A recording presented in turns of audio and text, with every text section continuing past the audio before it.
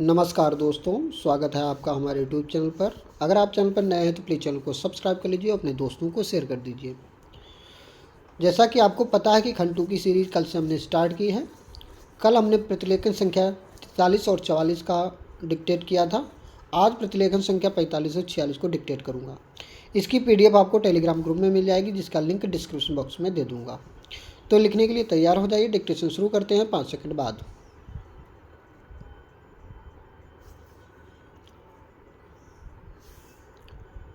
Start. महोदय, हिंदी चिरकाल से ऐसी भाषा रही है जिसने शब्दों का उनके भिन्न देश अथवा भाषा में उद्गम होने के कारण बहिष्कार नहीं किया। सच पूछिए तो सभी जीती जागती भाषाओं का यह एक गुण है कि वे अपने शब्द भंडार को बढ़ाने में हिचकती नहीं, चाहे शब्द किसी भी उद्गम के हों। उन पर अन्य भाषाओं का प्रभाव पड़े बिना नहीं रह सकता, क्योंकि सभी जीती जागती भाषाओं में आदान प्रदान होता ही रहता है। इसलिए जब हम हिंदी को भारत के लिए एक सार्वभौम भाषा बनाना चाहते हैं तो प्रादेशिक भाषाओं के शब्दों और मुहावरों के लिए भी द्वार खुला रखना चाहिए। मैंने ऐसे कई लोगों के लेख देखे हैं जो हिंदी भाषी नहीं हैं और जिन्होंने हिंदी का अभ्यास राष्ट्रीय कामों के लिए ही किया है। उनके लेखों में कुछ ऐसे शब्द और मुहावरे देखने में आए हैं जो अर्थ तो स्पष्ट कर देते हैं, पर आधुनिक हिंदी में प्रचलित नहीं हैं। अन्य भाषाभाषी ऐसे शब्दों और मुहावरों को अक्सर व्यवहार में लाया करेंगे और हम हिंदी भाषियों को उनका स्वागत करना चाहिए, न कि बहिष्कार। हिंदी सच्चे अर्थ में राष्ट्रभाषा तभी होगी जब भारत के सभी निवासी इसके साथ प्रेम करने लगेंगे और इसकी उन्नति में अपना गौरव मानने लगेंगे। यह भावना तभी उत्पन्न और परिपुष्ट हो सकती है जब वे यह समझने लगें कि हिंदी में कुछ उनकी भी अपनी देन है और हिंदी पर उनका भी कुछ अधिकार है। मैं समझता हूँ कि हमें इस भावना का स्वागत करना चाहिए और इससे डरना नहीं चाहिए। मैं तो यह भी मानता हूँ कि कहीं कहीं हमारे व्याकरण पर अहिंदी भाषियों का प्रभाव पड़ेगा और हमको उससे भी डरना नहीं चाहिए।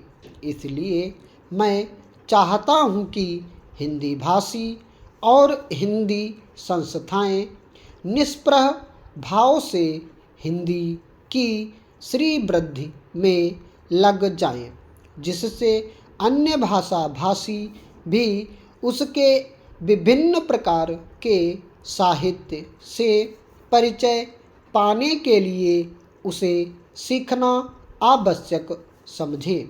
जिस प्रकार आज कोई भी विद्वान आधुनिक विज्ञान से परिचय प्राप्त करने के लिए यूरोपीय भाषाओं का अध्ययन करना आवश्यक समझता है, यदि केवल काव्य अथवा ललित कला संबंधी ग्रंथ ही यूरोपीय भाषाओं में होते तो हमको उन भाषाओं को सीखने की शायद आवश्यकता भी न होती, पर विज्ञान से परिचय प्राप्त करने के लिए उन भाषाओं का जानना अनिवार्य हो गया है।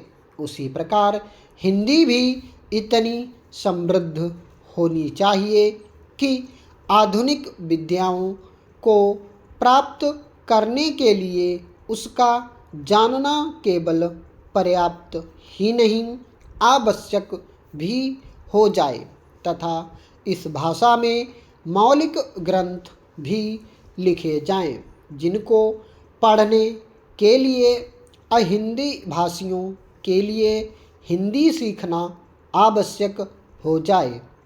जितनी बड़ी संख्या हिंदी जानने वालों की है, उतनी बड़ी संख्या संसार की 2-3 भाषाओं के बोलने वालों की है।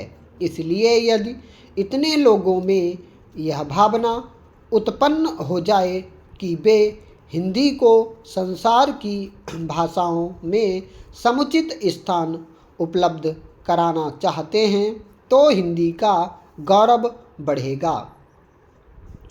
आदरणीय महोदय, हिंदी के लिए यह अवश्य ही गौरव का विषय है कि उसे भारतीय संविधान ने अखिल भारतीय भाषा का स्थान दिया है। इससे हिंदी भाषियों और हिंदी से संबंध रखने वाले सभी संस्थाओं का दायित्व बहुत बढ़ गया है। संविधान में हिंदी को यह ऊंचा स्थान दिए जाने का विशेष कारण यह था कि इसके जानने और बोलने वालों की संख्या भारत की दूसरी भाषाओं के जानने वालों से कहीं अधिक है। उन भाषाओं का भी अपना गौरवपूर्ण साहित्य है और उनके बोलने वाले अपनी भाषाओं के साथ प्रेम रखते हैं और उन पर गर्व करते हैं। इसलिए सभी ने हिंदी को जब वह स्थान दिया है तो यह समझकर नहीं कि उनकी अपनी भाषा किसी बात में कम है, पर यह समझकर कि राष्ट्रीय काम के लिए हिंदी का ही प्रचार और प्रसार सुगम और सुलभ होगा।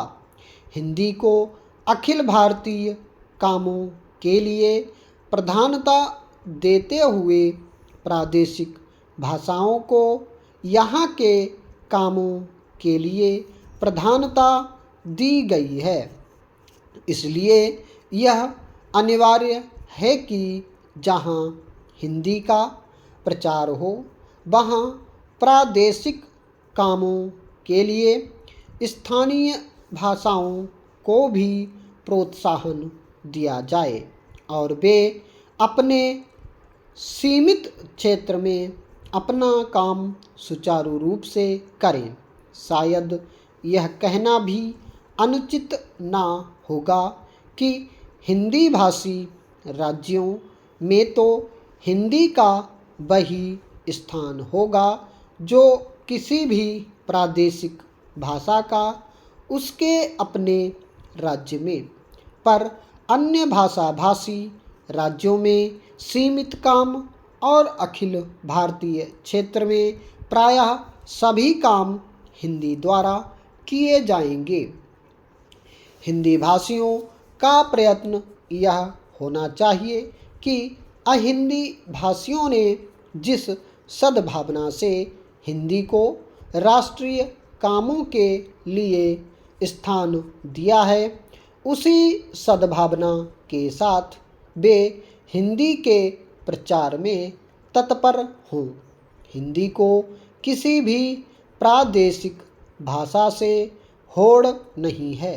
सच पूछिए तो हिंदी भाषियों को अन्य प्रादेशिक भाषाओं का पोषक और समर्थक होना चाहिए। जिस प्रकार अहिंदी भाषी हिंदी के पोषक और समर्थक होना चाहते हैं।